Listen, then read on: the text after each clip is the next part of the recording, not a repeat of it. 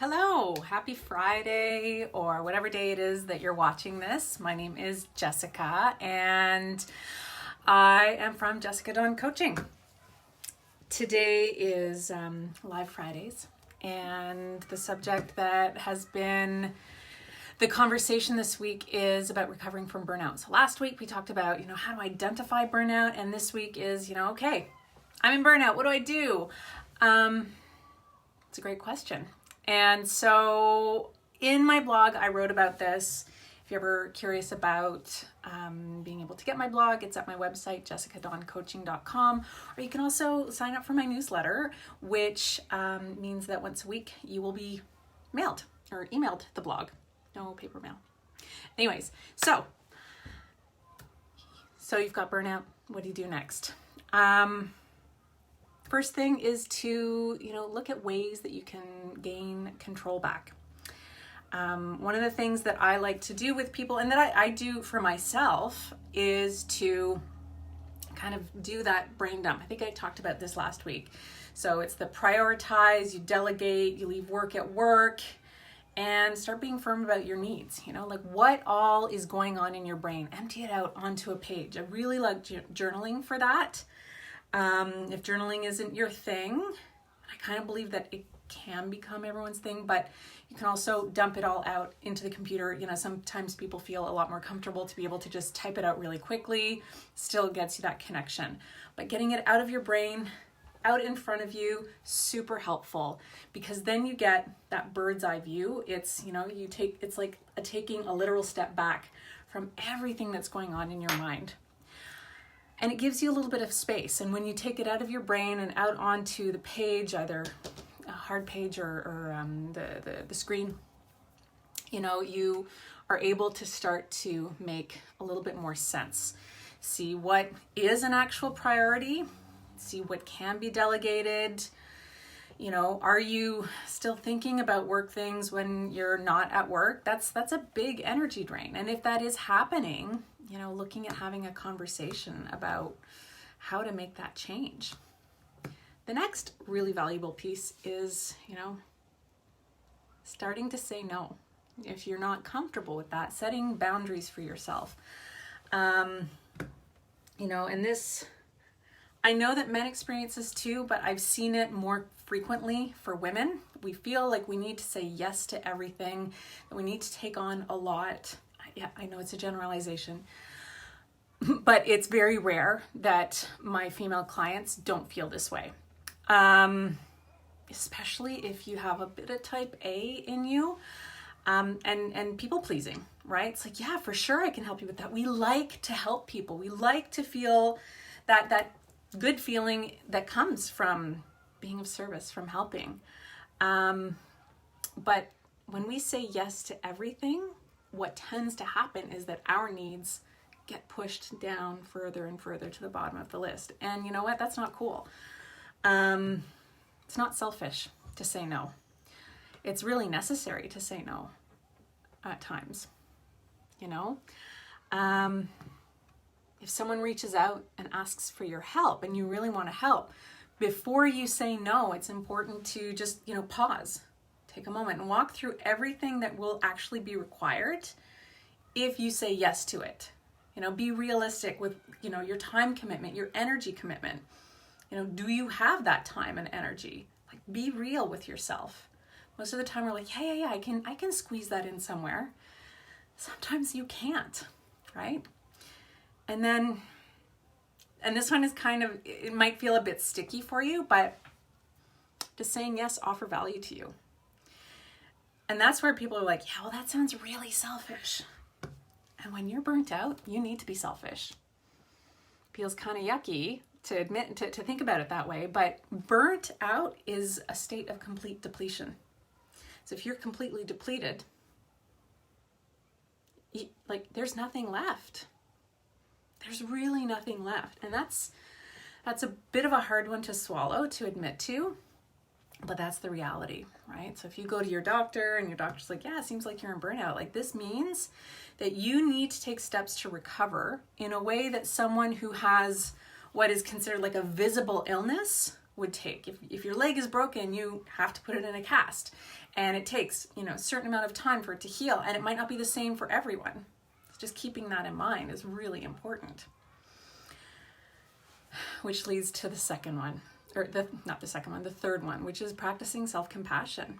Right? When you're so used to being able to like pour out from yourself, and then suddenly you can't, it can be really easy to slip into being hard on yourself, which is kind of that vicious cycle that you've already been in, right? So, I typically, when I've been in burnout, I've felt kind of like a failure, like, oh my God, I'm not superhuman like I thought I was. Yeah, well, newsflash, no one is. We all have limits. And knowing your limits is actually one of the strongest things that you can do. Knowing them and admitting to them. That takes real strength. And, we need rest. We're not robots. We're not automatons. We have cycles. We are a part of nature. Nature has cycles. Winter. Winter's when everything just slows down. We have our own cyclical nature. Women, we have a cyclical nature that is usually 28 days, right? We flow with the moon. That's normal stuff. Sometimes we need more rest than others. That doesn't mean that you're weak. The fourth one is pay attention. How good are you at really paying attention to yourself? Are you making sleep a priority? Or are you burning the candle at both ends? Or you're like, no, I'll sleep tomorrow, right? That worked when you're a teenager, maybe in your early 20s, but doesn't work so much as you get older and have other people to take care of, or, projects to take care of. Rest is important. What about spending time with loved ones, right?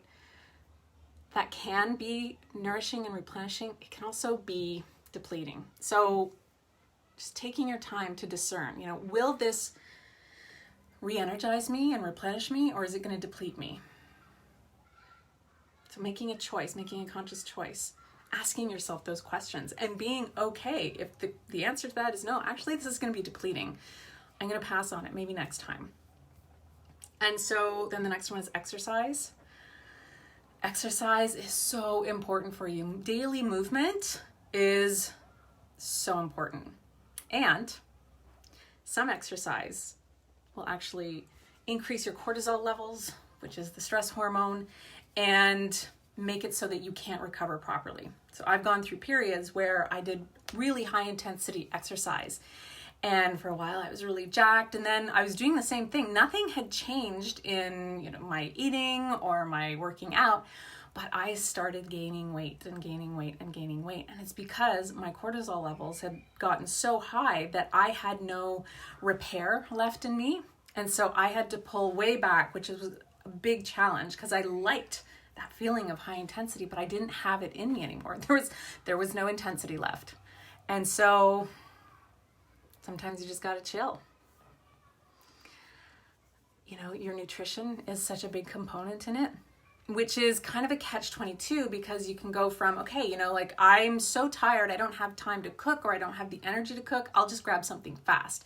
That something fast tends to be, more fast food, more comfort food, and there's nothing wrong with that. There's absolutely no judgment, but over time, that does impact your body's ability to heal. It needs good quality nutrition.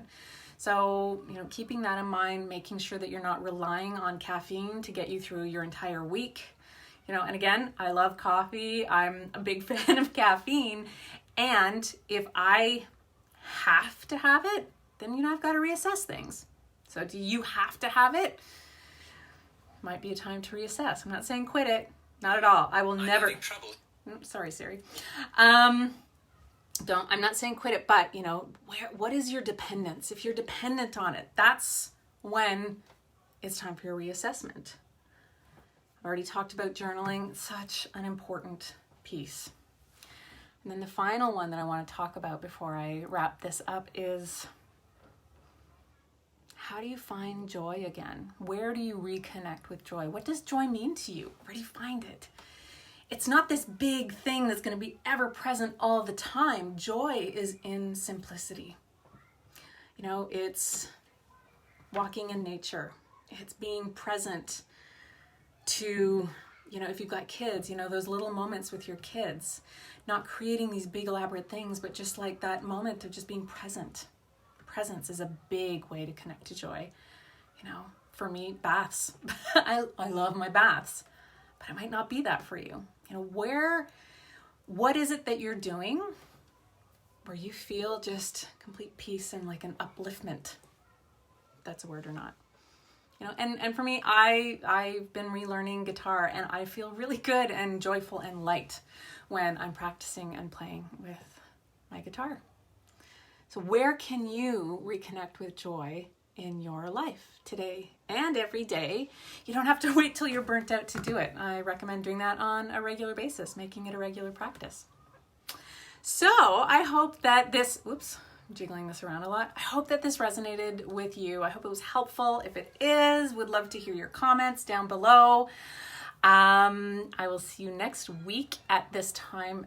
And, you know, if there's any subject matter you would like for me to write about in the coming weeks, just let me know in the comments. And I hope you have a fabulous rest of your day and that your week is kick-ass. Bye for now.